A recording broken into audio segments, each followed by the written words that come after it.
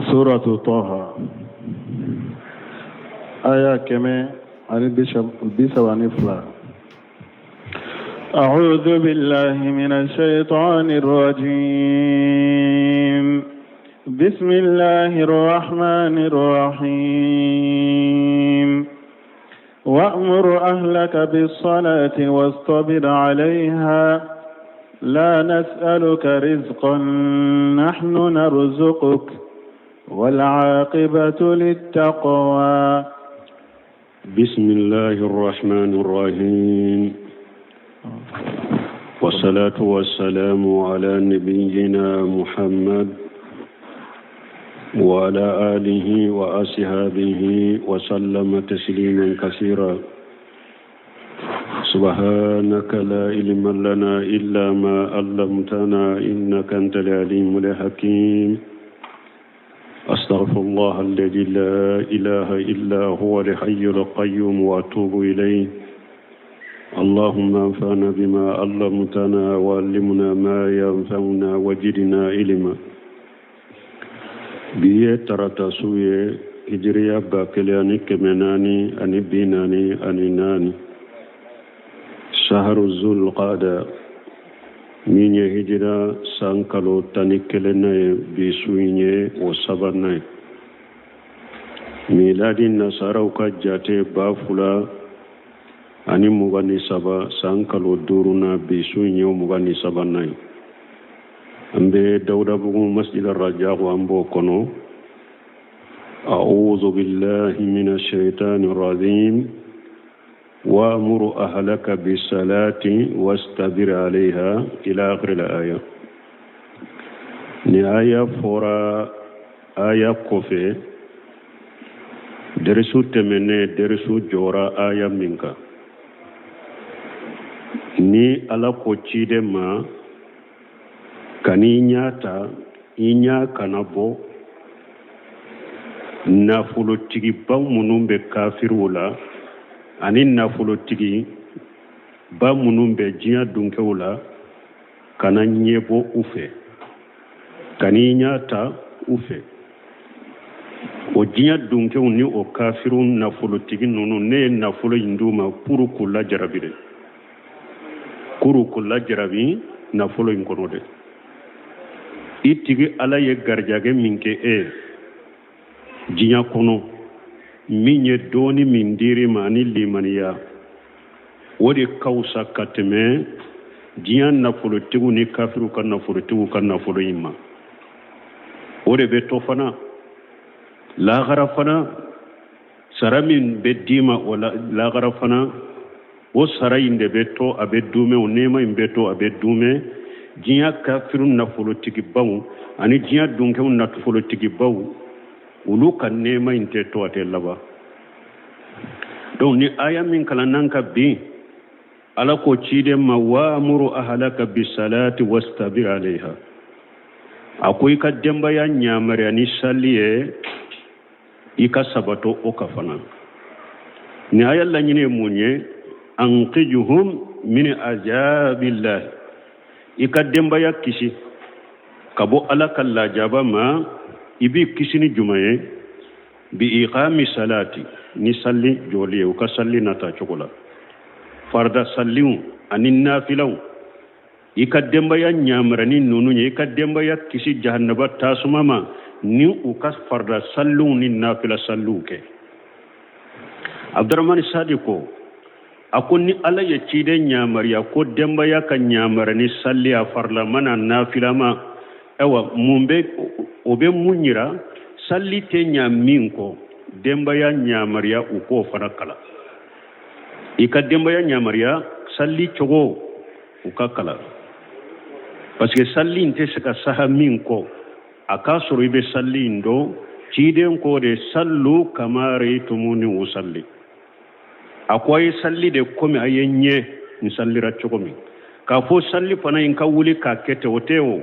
nu ko salli ube nu ko ka demba ya nyamariya u ka salli e way ka demba ya nyamariya salli chogo in fana kakala afarra mana nafila ma wa asbir anta la fiha ala ko cide mamme iyere fana kasabati kasabali sallin kele kada iyere fana kasabati sallin kele ka ikake bun kasir kunni aya be komni ala ko ya ayyuhal ladhina amanu qu anfusakum wa ahlikum an-nar ni aya be komni ala ko mu'minu aya yire kun koloshi anaka dembaya ayu koloshi kabo jannaba tasmama hada madem bi yire kun koloshi tasmama chogodi ibi ka dembaya kisi tasuma la machogon alayi nyamra ni minye ikoke iki ka dembaya nyamra ni ala ka nyamaru kawnyo kuke ika dembaya fatanya kabo haramu koy malay ballike kabo ko munuma dembaya kisili yo dede kabo tasmama hada made niye nyuma ki ka dembaya shiro nyuma labbe na uye dumuni nyuma be duma bolife nyuma be nyini ka duma nima nindina yirula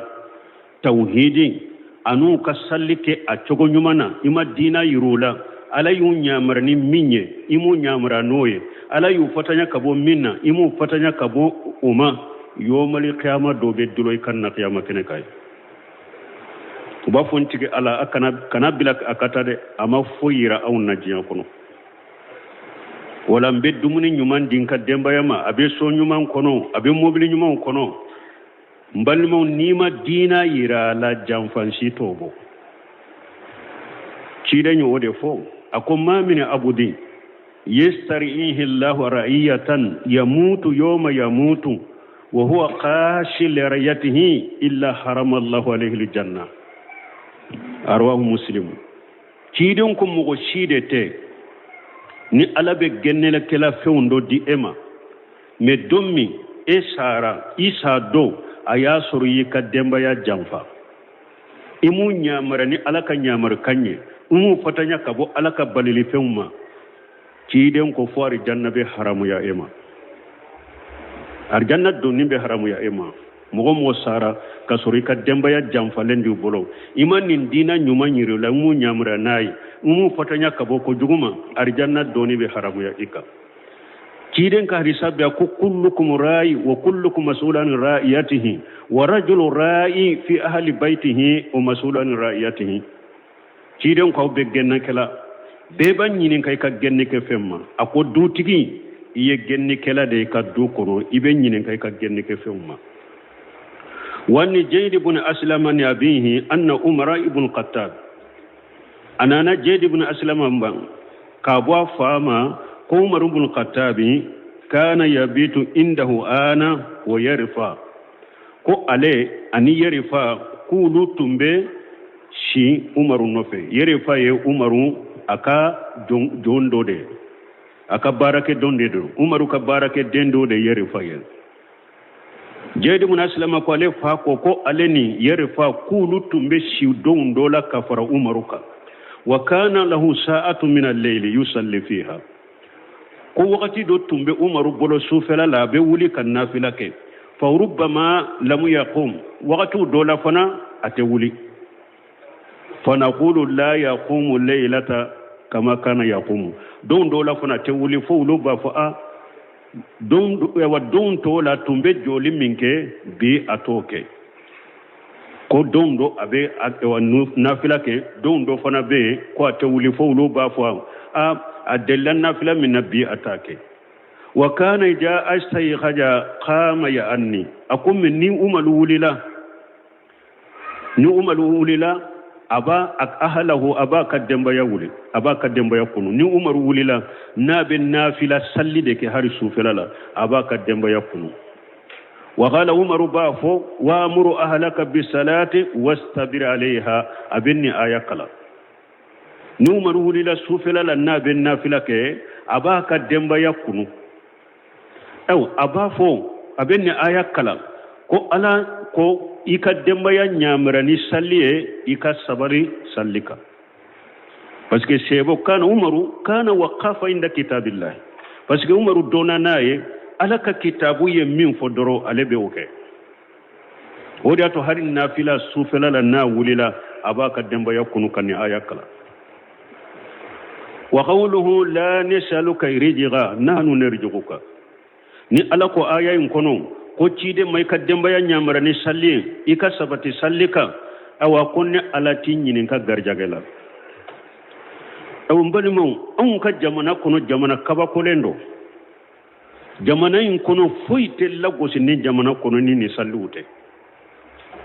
salli min fulen ni ala bin nabi nyimo tanunaye ka cide un tanunaye kan nabi nyumo nyamariya ku ka demba ya nyamaru ka sallu yere ka sabataka ni salli debe bafe jamana in kono kala gosinda kanani ka bodala ko silamiya yere dote o jamana ka silamiya sugu jumambo jamana in kono ala kule ka cide nyere nyamariya ko ka demba ya nyamaru ka salli ayere ka sabati sallika awa akola nasaluka rijqa nahnu narjuka akunne ala tinyinin ka garjage la fana de ne ala de bi garjage bun ka sir ko la nyini ya munya ya anni ija aqamuta salatan ataka irijun min haysun la yahtasibu aku ala ya yira ni mo min ye farda salli durun iyun na tu chogola nafila munun no yare iyun ke ika garjage bena ima ka boyoro la yere ta mirabe boyoro la nyini yode ni ye farda salli duru nati a chogola ika garjage bina ima ka boyorola e yere ta miri abe boyoromi akon nimbe ko min ala ko qur'ana kono wa man yattaqillaha yaj'al lahu makhraja wa yarjuhu min haythu la yahtasibu ala ko ni mugo sirana ala nye ala yinya marani minye yake ala yi fatanya kabo minna ya toye ko nanima ko koroli la jinya kono ala be bodaki ni mugo sirana ala nye ala nyamre mi ya ka yi fatanya kabo mina ya toye ko dogun nanima ala be bodaki ala bi garjaga yorola e yereta amerika garjaga be bo yoromi wa qala ta'ala lakum masamin qurtalenu wama khalaqatul jinna wal insa illa liya'buduni ala ko jinani hada madde ni ala mu da foy kama fun ñu da pour ku nyamariya ku kanne ala kelempe bato ku fatanya kabonni ala ka kutama ku danku ninde kata aya labalma inna allaha huwa raja'u juhuwatil matin ala ko wama khalaqatul jinna wal insa illa liya'buduni ma uridu minhum min rizqin wama uridu min an yut'imuni inna allaha huwa raja'u juhuwatil matin dinani hada madem madda foy kama ne ala yu da pour ku nyamariya kanne ala kelemto bato du kana foy farane alaka ewa ma garjage nyinu fe fana ma nyinu fe ku ka barake u kanne ala garjage ma nyinu fe ma nyinu fe fana ku kanne ala ladumuni inna allaha huwa raja'u ala de garjage kelay ju quwwatil matinu ala de fangatige fanga min ka giri wodi ato ya la ko la ne saluka rijgan nahnu narjuka ne alas e ka sallina ta chogola duro alay e nyamran min yake alay e fatanya min o toye ika garjage ko be ala bolo qala sawriyu la nasaluka rijgan ay la nukallifuka talban ne alati bila ko e ka garjage nyini ni eye sababu daga lem fitini ke duro ne ala de ka garjage le kelay ni aya ala ko qur'ana na aya wala ko wama min dabbati fil ardi illa ala allah rizquha ya'lamu mustaqarraha wa mustawdaha kullu fi kitabin mubin ala ko danfin shidete fo abeka garjage be ne ala de ka danfe be i kalifali yoro ne ala bado i sabati yoro ne ala bado ewa nimbebe la ful mahfuju de la Abdurrahman Sadi ko manne aya tawsirila akunni ala kera harife nyanamon kungo kono fiun ni ala de ba be garjage emin kera ala ka jonye ibe ala bato ala te de garjage wa masammi nye kungo kono fiun garjage masammi be fe nyanamon garjage min ba bato do ate de garjage wa ade be garjage katima beka wodi hato aya do e wa hadisa do nana ciden ko law annakum tatawakkaluna ala allahi haqqa tawakkulihi la rajaqakum kama yarjuqu tayran taqdu qimasan wa taruhu bitana ciden ko ako nawtumbe aka koda alaka haqiqala komi ala ya nyinaw fe cogomi ko aka ka koda ale alaka nayi koda alaka o cogola ala baw garjage kuma be kono garjage cogomi kono fule sogoma na be soli kabo aka nyaga kono akono lankolo de be bo kata mi wula filala na be sagi kana ala ba garjage kono falen be sagi kana ka nyaga kono ni hadis Allah nyine munye ala ma fo mogo ka sigi sokono kon nete sababu shike nte barake ni ala yengarjage minna kan na fulo surun ka kinton ko sokono ay kono bora ka nyaga kono kata nyini de ibe sababu kede sababu munun dagara na fulo nyini sababu munun dagara garjage ni sababu munun dagara ibo kede me ibe ko da alaka sababu nunu ni garjage nyini ni de kani sugula ka bo ala koma akani sugula ka bo ala ka wajibu de ma garjage be ala de bolo etaye sababul kala inde ka sababu nyai bolo ki garjage boye ala de o ko fala ko wal akhibatu lit taqwa ako kollaban ko nyuman be di al nyansene bawde ma ayo wa husnul akhibati fi dunya wal akhirati labon ko nyuma jinya kono ani lahara wa hiya li jannatu lahara taye munya ari janna o be jonye liman ittaqalla ni mo misrana ala ne ni mo misrana ala nya lay nyamra ni me ya ka yi fatanya ka bo min na ya toy jinya labon ko nyuma be di ma lahara labon ko nyuma be di ma min ari janna o fi sahihi anna rasulullah sallallahu alaihi wasallam ana nahri sahalen kono ala ka cide ala ka taruna kisibaka qala araitu laylata ka anni fi dari uqbatan ibn rafi ciden ko kaleto sogola dondolo sogoma ciden ko sebo ma ko sufe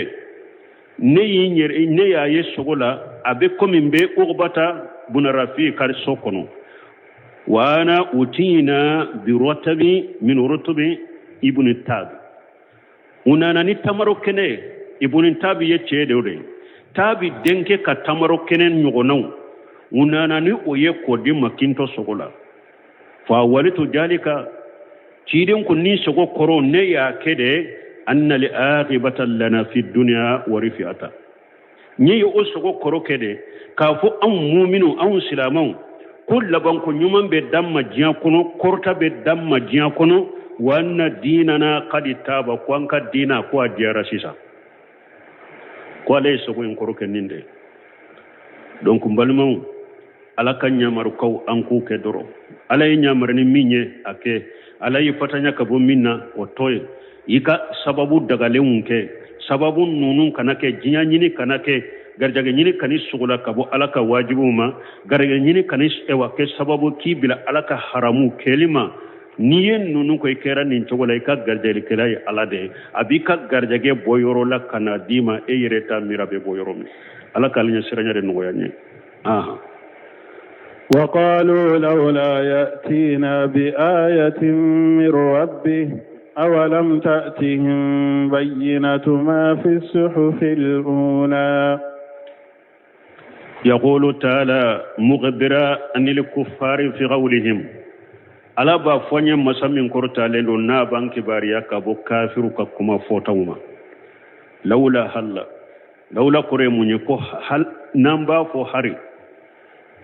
لولا ياتينا محمد بآية من ربه مكا كافروا كو قالوا كو لولا ياتينا بآية من ربه هر كيدن التامنسي دو تنكرنا ما تامنسي من بابوا تيجي على في كايراون نكو كيدن دو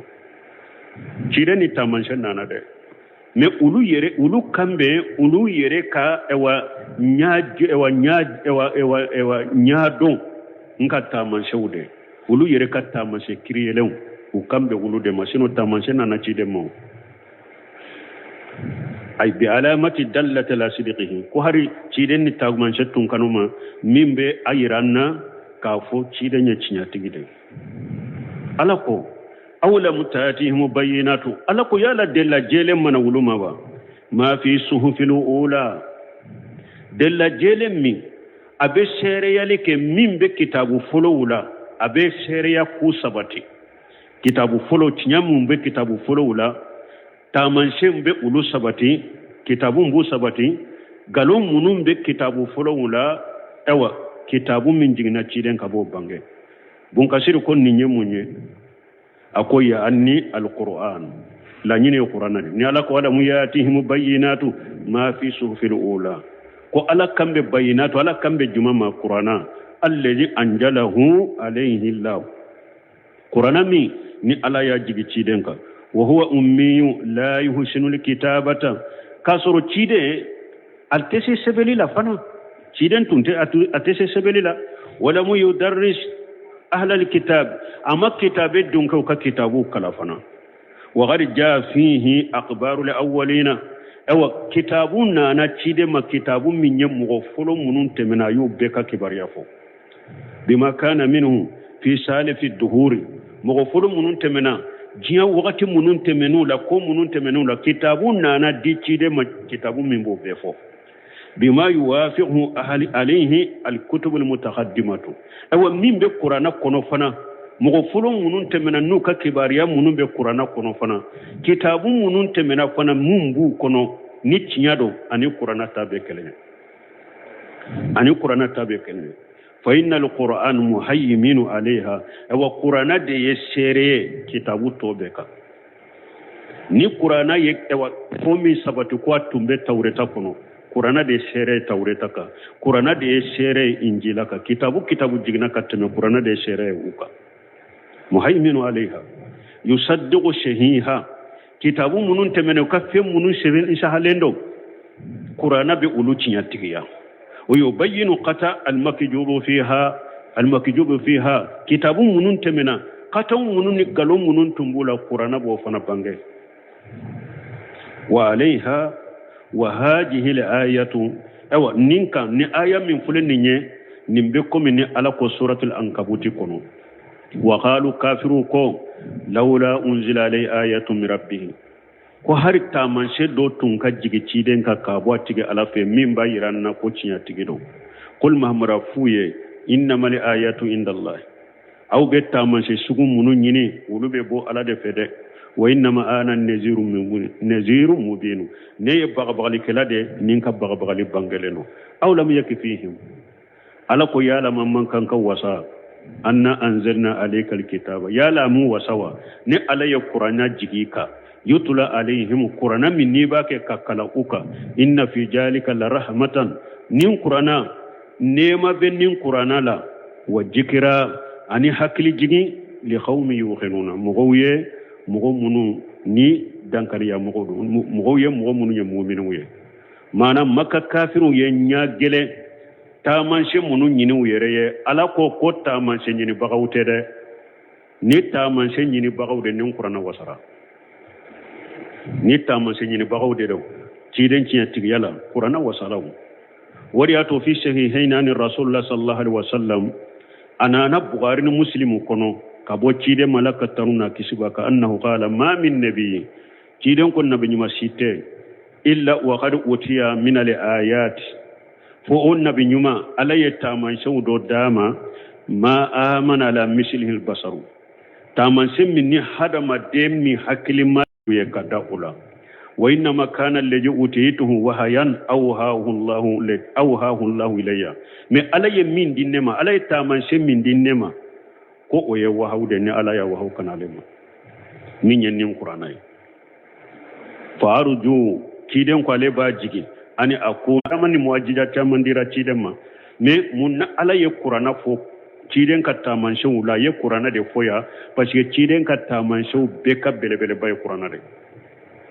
sino muwajjida tamandira ma mo tese ko jate tese ko hakke do fana alako ولو أنا أهلكناهم بعذاب من قبله لقالوا ربنا لولا أرسلت إلينا رسولا فنتبع آياتك من قبل أن نذل ونخزى ولو أن أهلكناهم بعذاب من قبله ألا كني ألا تنيمك كافر لا جابا sani aleka ciden chuma na tunyu la jaba jiguka sana aka qur'ana jiguka utumbe mufo la ghalu rabbana utumba fo antigi ala لولا أرسلت إلينا رسولا ألا سني كان هلكي هرا أن إتون كتشيدن دو تشاما نتون يتشيدن دو تشاما أنتم بسوي تاما تسي هلكي لمو يا ala ko ni ale ala tunye makka kafiru la jaba sana ka ciden chuma ku tumbe nin kuma defo sani kan la jaba itumbe ciden no chiama ay law anna ahlakina haula lil mukazzibina ala ko ninne ala tunye nim mo munun fule ka ciden galon tigaya ninne ala tunyu halaki qabla an nursila ilayhim haja rasul al karima sani kan ni ciden bayin chuma وتنزل عليهم حاجة الكتاب العظيم سنين كان نين كتاب بي نجيوكا نين تنيو حلقي سنين كان نين تشيدن بي نشوما نين تنيو حلقي سنين كان نين قرآن بي كاجيوكا لكانوا قالوا تنبافو ربنا انتجي على لولا أرسلت إلينا رسولا ni hari itun ka cidenci amma sani kan halake qabla an tuhlikana hatta numina bihi wa nattabi'ahu utumba fure ala hari itun ka ciden do ciya masani kan halaki annal limanani cidenye anna tubako utumbe ninde fu kama qala kum ni ala ya fu ayawre kono fa nattabi'a ayatika min qabla an najilla wa nakhija anna tuwika ayawu ko sani kan doya sani kan labla kallamaloya يبين تعالى أن هؤلاء المكذبين دونك ألا بابانغا نيدي كون مغو منو فلنو ينيه تشيدو نغالون تغيا متأنتون مؤندون لا يؤمنون كوكان نغيلون ديدو دانتمي بغاو ديدو فوت لمن يدي ألا يوري بانغا ني ودي أتولكو آية وركونا لكو ولو جاءتهم كل آية حتى يروا الأجاب الأليمة ألا كو نينا نينون نيني تامانشي نانا نينونوما كوتل لمن يا أبرا فنو يلا جبت دميلي نو ياي أونيانا آية وركونا وقال لكو واقسموا بالله جهد إيمانهم كافروا كلنا وككلي دامبيلا لئن جاءهم النذير لا يكونن أحدا من إحدى الأمم كوني ألا تني بغبغلي كلا ناتي علوما كولو تنبه كندا كتم يهودا نصارى بك وينونو فآية وركونو وقال لكم وقسموا بالله جهد إيمانهم مكا كافروا كلنا وككلي دامبيلا لو واقسموا بالله جهد إيمانهم لئن جاءتهم آية لا يؤمنون بها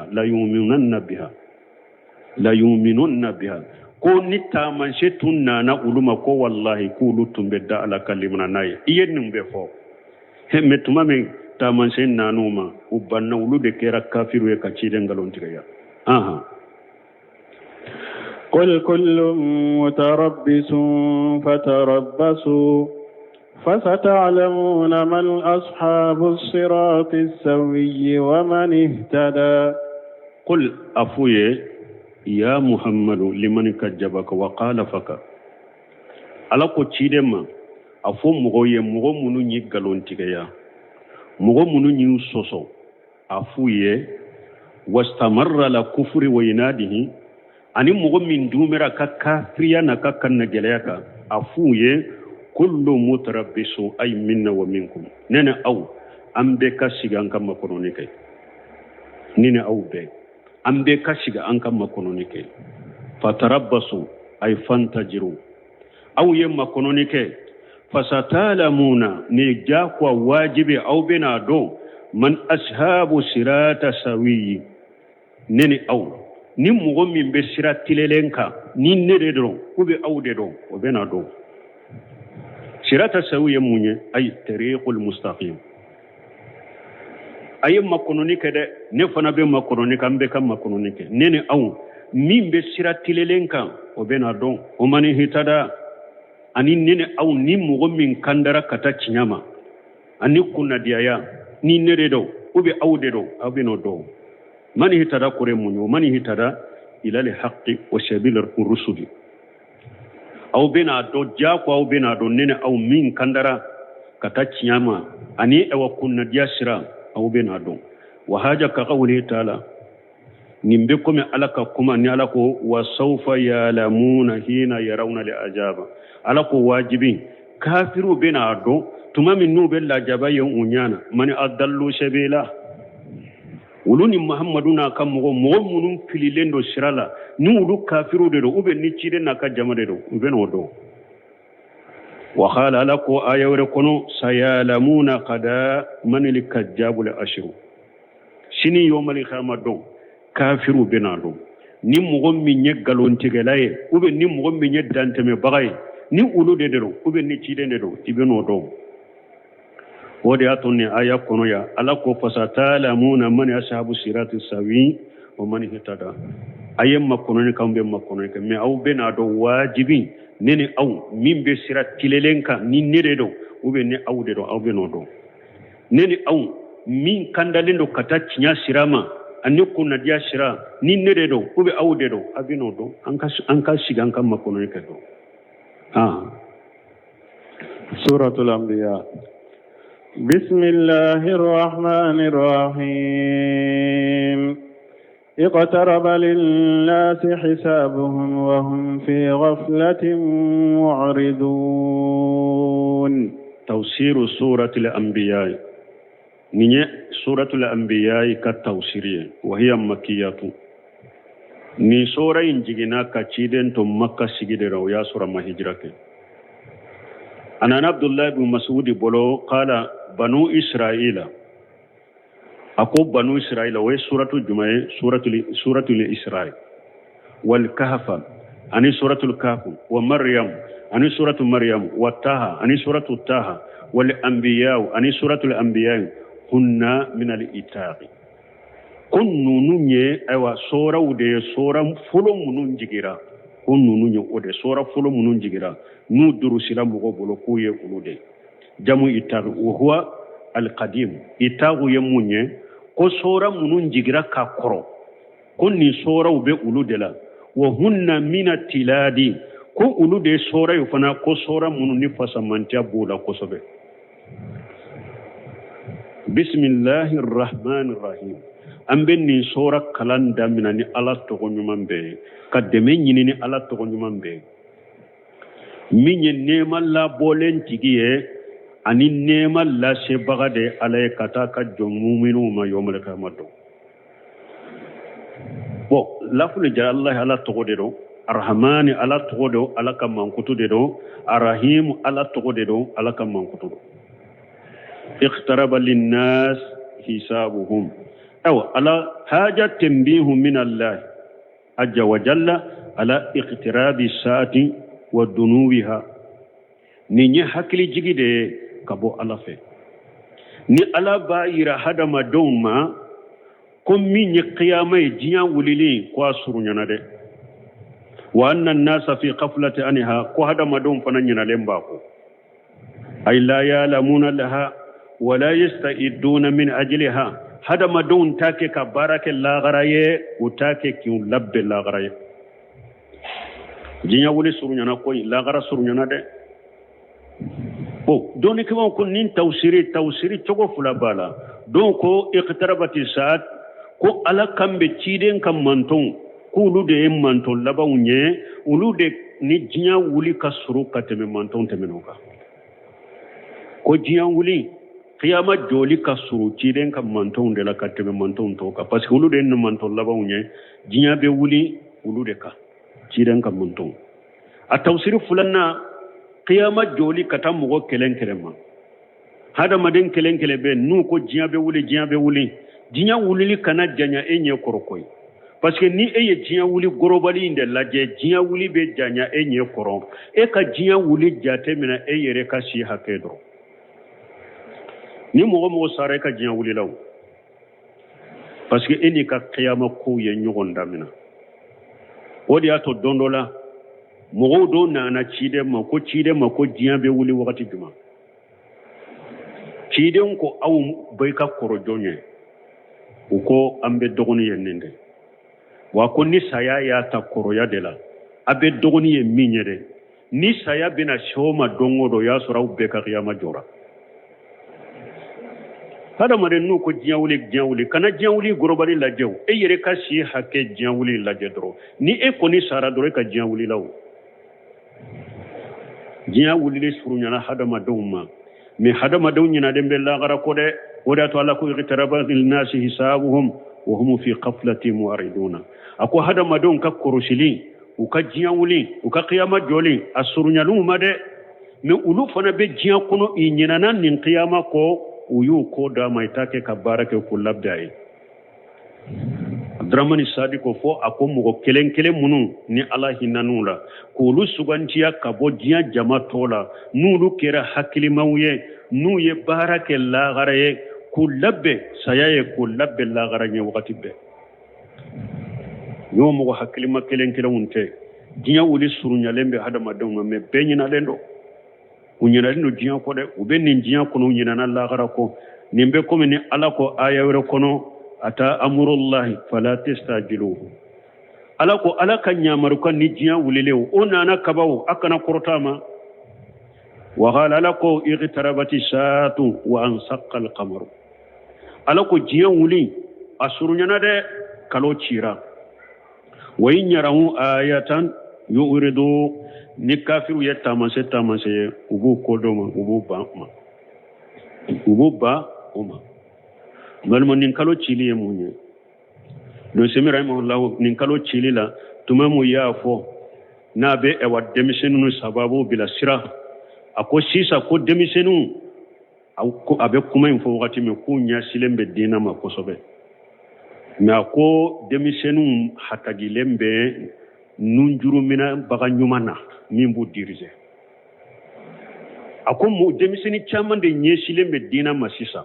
akum mu hatagilembe mugodema mugomunumbu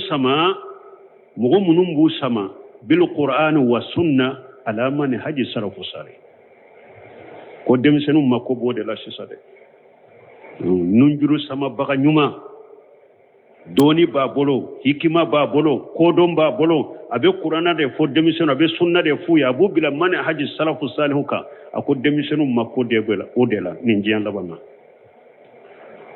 ako pasige mogo do be wulu ba fede wala ha ani salli fanani nyogonche nka hada madembe kanda ako mogo sugu te se ka dirale ke dinala dina makote mogo la min kortolonde kojugo wala hani salli fanati nka beke mu'mine beka ke komi nyere nyogona silamiya makoto mogo sugula silamiya ti makote mogo fana la minye masunyali ke fana makota la ye ko be noya o fana tede silamiya be makko be mugo minali wasatiya al itidalu mimbe ke chamancela korto bagate kateme danteme bagate kateme masurunya bagate fana abe tamani mugo ye chamancela kata akonna nye chide nyere laje wa hu be jiga ale mimma yala ale sera ka hada madum beso ala tama ku kanda wala hani salifana cha ako kasoro wa hu tumbe jiga lema ako kalo chira ye fana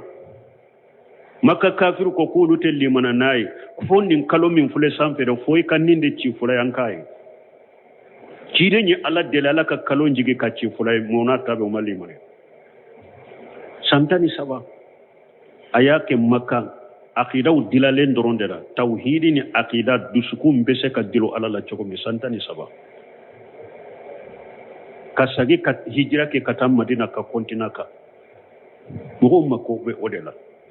hada madunka walilika bil hikma wali mawjati hasana ani bil qur'an wa sunna ala manhaj salafu salim silama mantum makobe nin doni ke baka sugula mbetile mena demisenu makobe nununde na ukusama sama ko nyumana sino demisenu unye silembe dinama ewa demisenu dronte biya hada madun yere do muqbil wadi yode fo al wadi min tumbe yeman ay salafiya sabati yeman ako jaddun wastahidu ahla sunna ako sunna mugo aya jija ka cesiri ako kene ferelendo awye sunna dawa kene ferelendo awye mugo makote fuila sisa ni qur'ana ni sunnate mugo makote fuila sisa ni qur'ana ni sunnate ni doni ke ba tara sigi misirula koy bake baroni jiri boy ani mugo sago fo ewa wori tigu ka kuma monto kudo ida ko ne kata sigi ko fo mo ma ko to lula siso min be qur'ana ni sunna nyini ala mana haji salafu salih qur'ana ni sunna nyina ala mana haji salafu salih ka fo mo we me koy be ta sigi seju ni ciden ka sigi yoro wula koy ba ke mana boyne jiri kan foye ewa ani ka fo mo sago foye ni kuma ube monto kude da kono ku fo silamu makoto la shi sako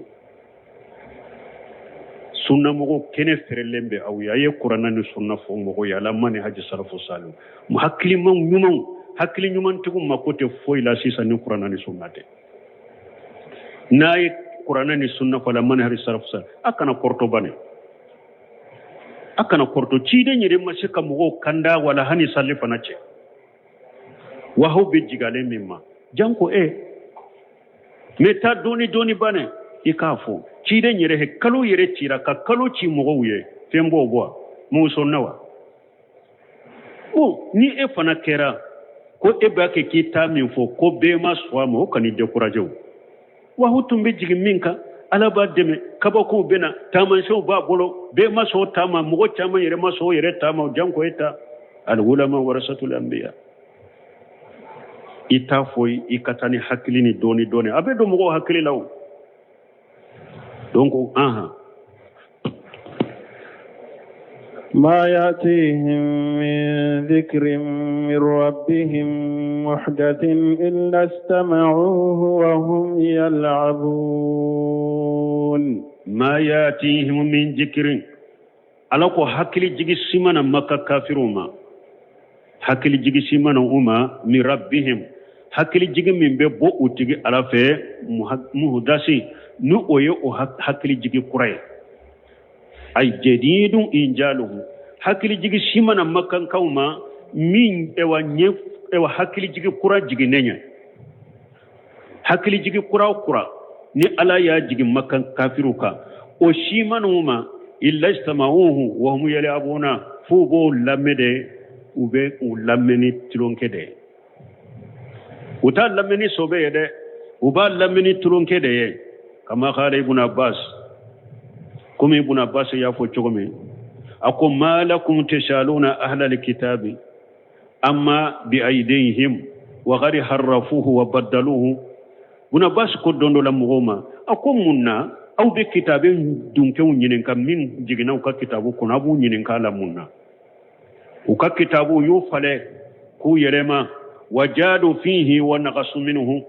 يوفندو جيدو يرودو يونغاشي وكتابكم احدث الكتب من الله او كتاب كتاب من كرا بولندو علافه او كتاب ندو تغرونهم مهدا لم يشيبوا اباك كلا سيله فوي ما نيغامبالا ودي اتولا كو يا اكو حكلي جيغي كرا شيمانا مكان كاوما فوبو لامني تلونكده utal lameni sobede ubal lameni tilonkere uteli mananai لاهية قلوبهم وأسروا النجوى الذين ظلموا هل هذا إلا بشر مثلكم أفتأتون السحر وأنتم تبصرون لاهية قلوبهم نود سكون سولا لندو نجاي hakili jigi kura na maka kafiruma uta lamme fo uba allamme tilonkede kele fulanna fana o hakili jigi kura uba lamme kasuru dusukun sugula neno ni jiyai wa asarru najwa uye gundo fana gunda uni nyogonche wa asarru najwa alladhina jalamu mo munu nyetto nyali kelawye uye gundo nyogonyake uni nyogonche ay qailina fima bainahum kufiyata uya fo yireni nyogonche dogola uye mun fo nyogonye dogola hal haja illa basaru mislukum ko yala ninye mugoyiba ninte foye ko komi hada made koma o nyogo makka kawtara nyogon gundo nyogonya ko cidente foye fo hada mada o nyogona ko betugo ko munna abe danni namunna abe tugunnin ko munna ninte foye fo hada made komi o nyogona ya nuna rasulullahi sallallahu alaihi wasallam ukambe cidende ma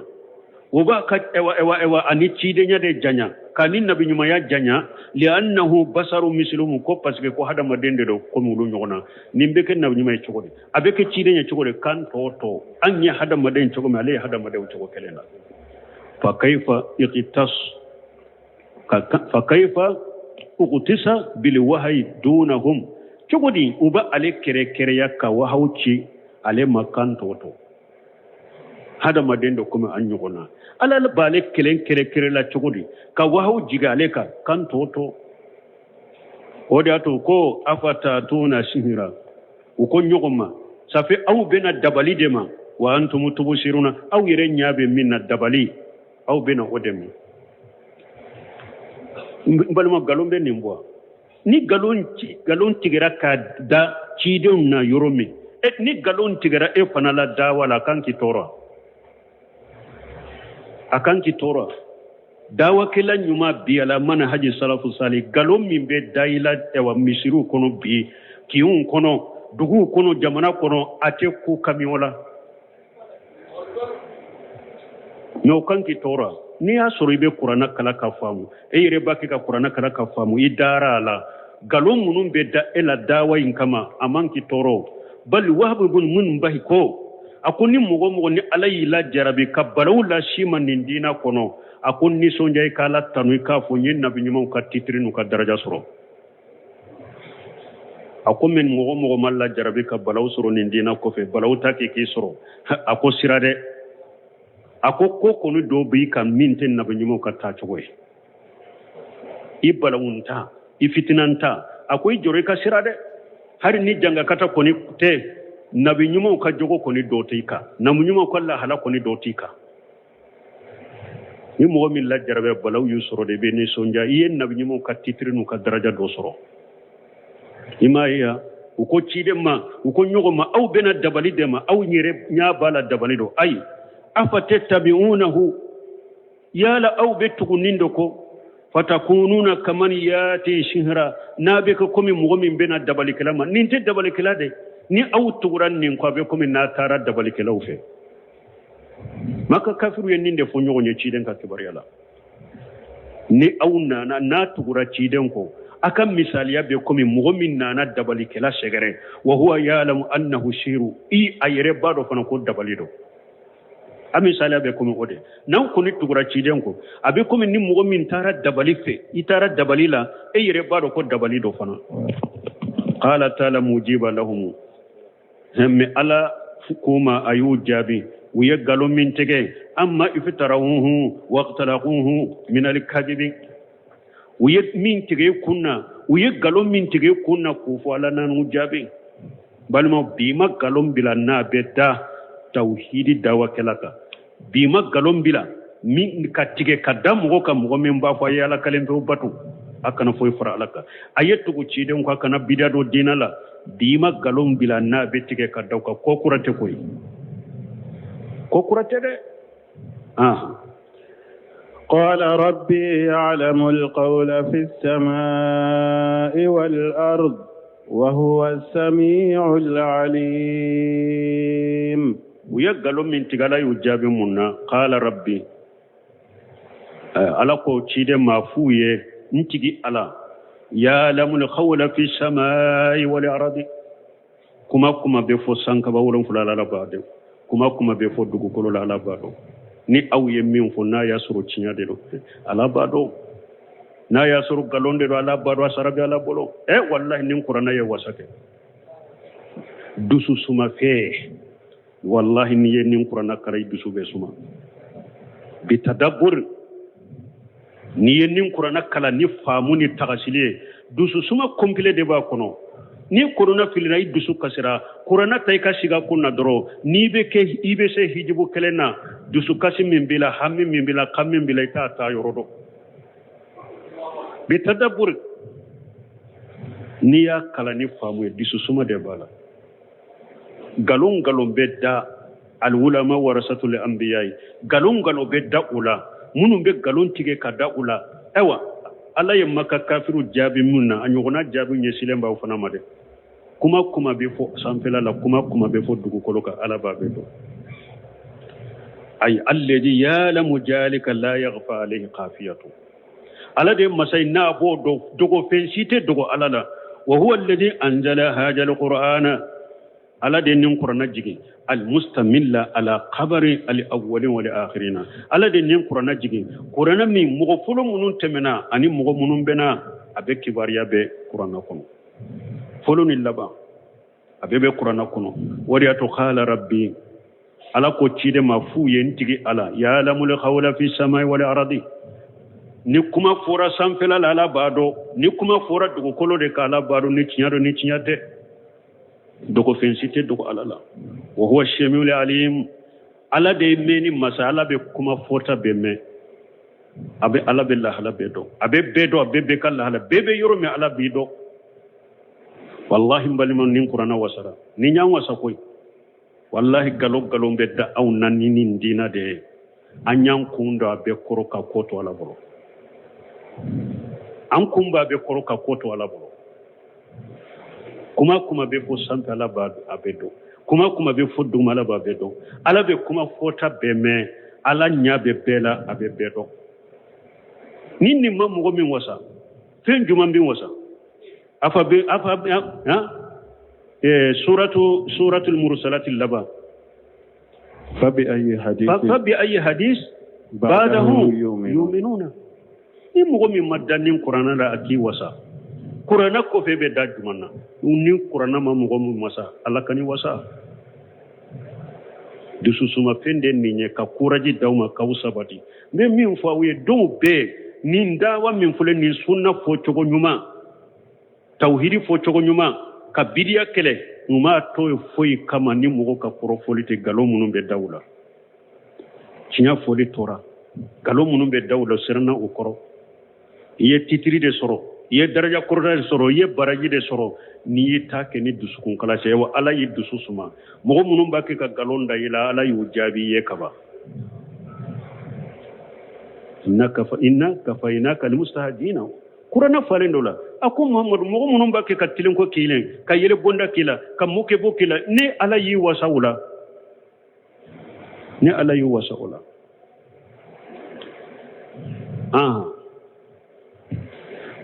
بل قالوا أضغاث أحلام بل افتراه بل هو شاعر فليأتنا بآية كما أرسل الأولون وهو السميع العليم بنكسيرك السميع لأقوالكم أبكم منفو على بابنا العليم بأهوالكم على بك الله لو بدو وفي حاجة تهديد لهم وويد بنكسيركم بغليني كان كريما دابني هيا لا ده مغو بيغالون تيغلا كفيندو تيغي كدام مغو لا ما فو ماكي بغلي اني كان كريما دابني هيا لا كتيما ده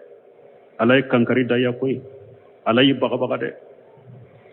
وقوله او كفى لك بل قالوا ادغاس احلام بل افتراه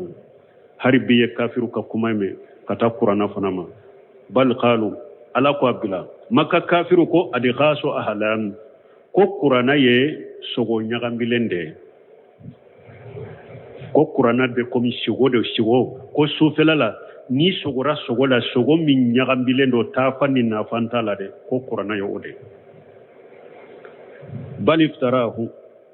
wiya bola ko ay sogo nyagambilente qur'ana ye de kide nya tigiya kundela ka fola ma foy haja ikhbaru an ta'annut al-kuffar wa ilhadihim ni nyekbar yalen ne alaban kibariya kabo kafiru kakkanna geleyama anu ka jengeni ka bambantiya wa ikhtilafihim fima yasifuna bihi al-quran aninu ka kuma uyere be nyogon goshi uka kuma uyere tekelenye qur'ana magan kuturila wa hayratum fihi anu ubetta kana sagidi la qur'ana la wa dalalihim anhu anu ube filibanta min na qur'ana kola fatarata yajalunahu shihra waqatu dola kafiru be qur'ana ke korote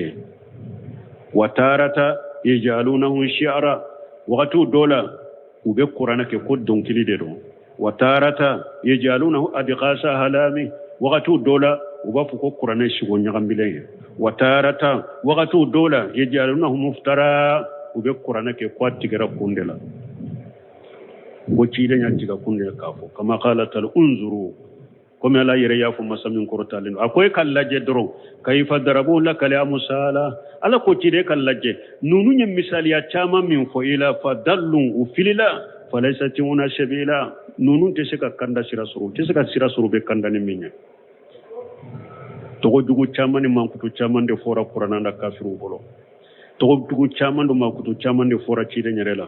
tire nyere ni mankutu de foro wakatu dola uba fo fato wakatu dola uba ke dabali wakatu dola uba fo mo dabali nendo wakatu dola uba fo dabali kala dero wakatu dola uba ke kolon filina dero wakatu dola yere donc uba fo fato dero wakatu dola uba fo galon tigela do nimbe foraye parce que ni hada madem ba fe ka cinya cinya abe togo jugu ni makutu chaman jugu de nyine ka daika na ye togo jugu min daika o ma fen cinya ka dawala abeta togo jugu were nyini kana no fana ye no fana ma fen torima abeta togo jugu were nyini na ye galondo tige ka daika o galo ma fenya abo toye abeta galo were tige ka daika no ma fenya bo ala ko me fulile no tisira soro utesira soro ni mogo ko ka ke nindina lin to maka kafiru yen ninke enye ala ya be faga ka be do dugu du koro silamiya kata marse maka yele maka ke silama dugu ye ede be toya ala ka timanda man balmo ne ko ni be min fawye nindina min fule ne ya sabati de bo shiddu sukun kana yere nindina kola ni silamiya cinya min fule ni tile do koy mo shi ka tege te sika bia ite sika te sika bira la tuguni o bannaw Cheikh Salih Fawjani yode fo ako folo jahadu de tumbe silamiya cari kallashi jamana dun jamana ma kallashi duguma ako komi sisa jahadu te alimaniya te silamo dusukun kono akele chetu bolo akele minatu bolo ala nanani ni wasailu istimaiya ni wasailu munun fulenye telefoni munun fulenye Facebook munun fulenye WhatsApp munun fulenye ala nanani nunu nye kubira jahadu nola ala ko lete mosilla jababara fo aka ciiden de cila ala fule ko de sabatini ni minawye ate fonka ki kono ate fonka misirila mais ate fo erejo sosoka e se tolamu abe fo de do peta filima yere ki dalen to idilanka na kadiya ina lamen ni bokali madja ina ye fase koja jori kai kuma siti bolo lakara imamu na maliki nunun tumbe utafo ciden ka misiri kono mikoro yere tubolo mikoro yere te maliki nunun utafo ulu tilela ni ka kalanden chayara mumbe ke bafo al muballigh min bella shelike ibe mogodo de bo obejo ni eye kuma min fo ni jama to ma mi ale jole mbafo to ubabe mamuna maliki no tilaro de tumbe bo maliki maso ma ciden ka misiri kono parce que maliki tumbe mogola ki kan korota hari misiri kono ni kalanye maliki tumbe so wala tumami maliki ka jama chayara maliki ya kan majlisi yele maka dure kono tablighi la seli maliki maswama karamogo to tumba ke ni ka jama chayara kalanden kelembe joyi kunna ni eye minfo ale ba kan korta ka fo jama to ba me maliki maswama ciden ka misirila tumami ale ka kalande un chayara doro aya ka dersi yele maka sokono kala seli kala boye alhamdulillah rabbil alamin ulu taye ulu yo fo chogola ka du kono o asera jiya fantanani uyu ta fo mikro yere tuntu bolo o ka kuma fule jiya fantanani na uyu ta fo ka du kono o ka kuma fule jiya fantanani anu ka hakilina jam ko la ya ke an munu minye ya fo ika so kono fo itani jiya fantanani te ki bolon ko ni boaka ta ika dilanka ika linka ika shige kafu ka bolon koni ka foite ka sejiya fantanani ma foita anoche foite bolon koni bwaka alhamdulillahi rabbil alamin ante sira foñi ante joro foñi foy tanira ñira foy tan joro foy tan découragé ala ka tuñmandama subhanakallahumma rabbuna bihamdika ashhadu an la ilaha illa anta astaghfiruka wa atubu ilayk سورة طه آية كما عن البيسة ونفلا أعوذ بالله من الشيطان الرجيم بسم الله الرحمن الرحيم وأمر أهلك بالصلاة واصطبر عليها لا نسألك رزقا نحن نرزقك والعاقبة للتقوى بسم الله الرحمن الرحيم والصلاة والسلام على نبينا محمد وعلى آله وأصحابه وسلم تسليما كثيرا سبحانك لا علم لنا إلا ما علمتنا إنك أنت العليم الحكيم أستغفر الله الذي لا إله إلا هو الحي القيوم وأتوب إليه اللهم انفعنا بما علمتنا وعلمنا ما ينفعنا وزدنا علما بيه ترتاسويه هجريا باكلياني كمناني أني بيناني أني ناني شهر ذو القعدة min ye hijira san kalo tani kelen na ye bi su ye o sabanan ye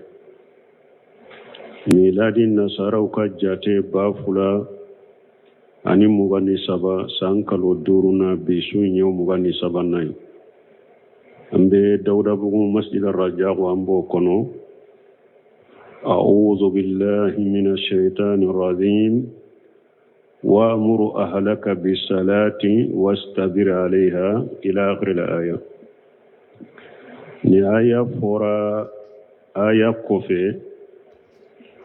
درسو تمنى درسو جورا آية منك